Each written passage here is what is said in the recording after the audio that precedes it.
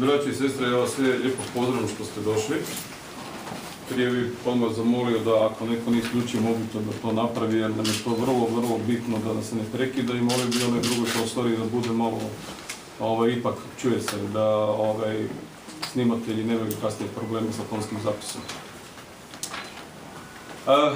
Mi živimo u državi koja se zove Hrvatska. Mi ovdje koji sjedimo, mi smo se za tu državu borili kao dragovoljci 1991. I mi smo ju znači stvarali i stvorili i mi smo ju branili i mi to isto danas činimo, mi ju branimo. Mi branimo Ustav ove države, kojeg nažalost od vrha, znači sam predsjednik ove države ne poštuje taj Ustav i on je veleizdajnik ove države jer je prekršio Ustav još prošlog mjeseca kada je potpisao svoj veleizdajnički potpis na ugovor o pridruživanju Hrvatske u Europsku uniju, za što on nema ovlast niti po svojoj prisezi, niti po Ustavu. I naravno da ovo što se jučer dogodilo na nižoj razini ove vlasti, da je to prirodni slijed bezakonja što vlada u našoj državi, što mi nećemo dozvoliti da nam kukavice koji su se skrivale u mišjim rupama od Milanovića, Josipovića, Kosorice, a da ne spominjem i Vesnu Pusić, da nam oni određuju što je to pravna država koji gaza ovaj Ustav i sve zakone naše Hrvatske države, Republike Hrvatske. Može ih biti stid i sram.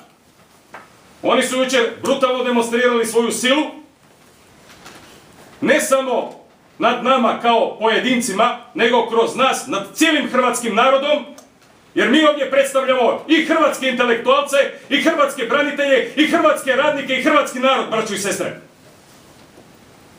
I to im neće biti oprošteno. Ako su nas mislili poniziti, ponizili su sebe, jer ovaj referendum, braće i sestre, već sada imam informacija pouzdanih da je preko 80% protiv ulaska Hrvatske u Europsku uniju, a podaci govore za izašlih trenutno 15% birača koji su danas izašli.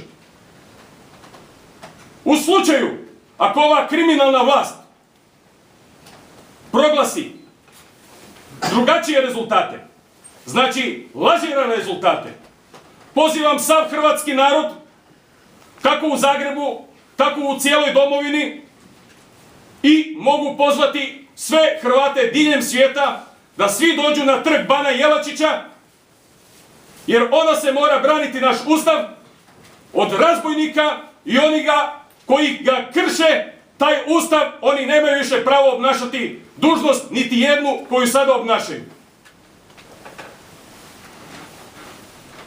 Sada je bilo stvarno dosta, jer nam udbaško-komunistička oligarhija vlada punih 70 godina u našoj Hrvatskoj domovini.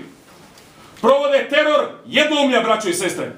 Stavljaju sebe iznad zakona i iznad Ustava. Provode svoju političku samovolju. U čijem interesu? U interesu neke engleske masonerije. Mi to nećemo dozvoliti. Kako smo se borili 1991. borit ćemo se i 2012. Toliko od mene.